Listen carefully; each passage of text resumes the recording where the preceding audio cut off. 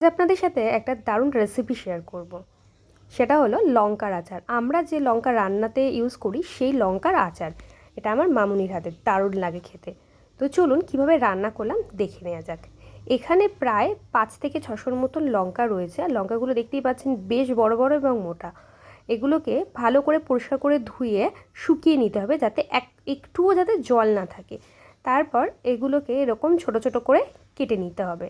আপনারা চাইলে এগুলোকে 2 টুকরোও করে নিতে পারেন বা আরও ছোট ছোট করে কেটে নিতে পারেন। আপনাদের সুবিধা অনুযায়ী লঙ্কাগুলোকে খুব ভালো করে কেটে নিতে হবে। লঙ্কায় যাতে একদম জল না থাকে সেই দিকটা কিন্তু খেয়াল রাখতে হবে।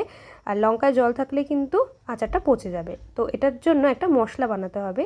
নিয়েছি কালো সর্ষে, এখানে রয়েছে 5 ফোড়ন, লাগছে একটা লেবু, আর এখানে ইউজ করব ভিনিগার। আপনারা সম্পূর্ণটা লেবু দিয়েও দিতে পারেন, আবার শুধু ভিনিগার দিয়েও কিন্তু এটা বানাতে পারেন।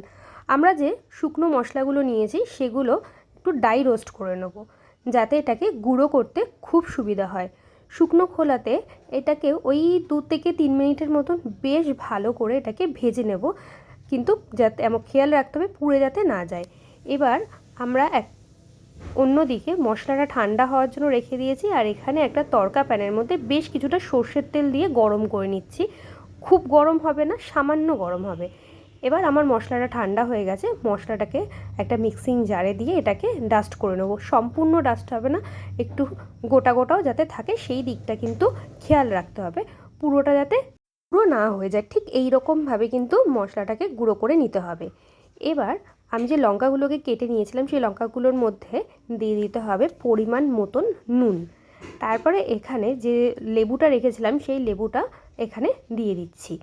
এবার আপনারা চাইলে কিন্তু সম্পূর্ণটাই লেবু দিয়েও করতে পারেন বা সম্পূর্ণটা কিন্তু ভিনিগার দিয়েও করতে পারেন। তো আমি এখানে 2টো লেবুই দিয়েছি, আর তার সাথে কিন্তু দিয়ে দিয়েছি বেশ কিছুটা ভিনিগার। কারণ ভিনিগার আর লেবুতে জিনিসটা টকও হবে, আর লঙ্কার ঝালটাও কাটবে, এবং আচারটা কিন্তু অনেক দিন পর্যন্ত থাকবে। এরপরে এটাকে বেশ ভালো করে মিশিয়ে নিতে হবে, মানে লেবু, ভিনিগার আর নুন দেওয়ার পর লঙ্কাটাকে খুব ভালোভাবে মিশিয়ে নেব। এরপর যে গুঁড়ো মশলাটা করে রেখেছিলাম সেই গুঁড়ো মশলাটা এর মধ্যে দিয়ে দেবো। গুঁড়ো মশলাটা দেওয়ার পরেও এটাকে কিন্তু খুব ভালো করে মেশাতে হবে। এরপর এখানে দিতে হবে সামান্য পরিমাণে হলুদ। এবার হলুদটা দিয়ে খুব সামান্য পরিমাণ হলুদ দিতে হবে যাতে কালারটার জন্য। এরপর এটাকে মেশানোর আগে আমরা যে গরম তেলটা করে রেখেছিলাম, দেখুন আঙুলটা ডোবাতে পারছেন, এইরকম গরম তেলটা হবে।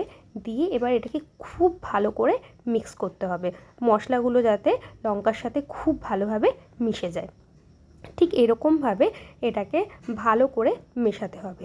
এরপরে এটা মোটামুটি মেশানোর পরে প্রত্যেক দিন একটু করে রোদে দিতে হবে, আর রোদে দিলে কিন্তু এটা সবথেকে ভালো থাকবে। তো 2-4 দিন এরকম রোদে দিতে হবে। ঠিক এই রকমভাবে দেখেই বুঝতে পারছেন কীরকম লোভনীয় লাগছে। আচারটা খেতে কিন্তু দারুণ হয়। এটা প্রায় 3 থেকে 4 দিন মামুনি খুব ভালোভাবে রোদে দিয়ে দিয়েছে, আর রোদে দেওয়ার পর দেখুন লঙ্কার কালারটা কিন্তু একদম চেঞ্জ হয়ে গেছে।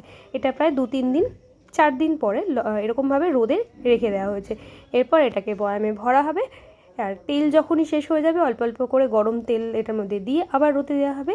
এইভাবে কিন্তু আপনারা লঙ্কার আচার তৈরি করে নিতে পারেন। রেসিপিটা কেমন লাগলো অবশ্যই জানাবেন, ভালো লাগলে কমেন্ট করবেন, লাইক করবেন, এবং বাড়িতে কিন্তু এই শীতকালে ঠিক এই রকমভাবেই লঙ্কার আচার কিন্তু আপনারা তৈরি করে খেতে পারেন, যেটা খেতে কিন্তু দারুণ দারুণ লাগে। টাটা।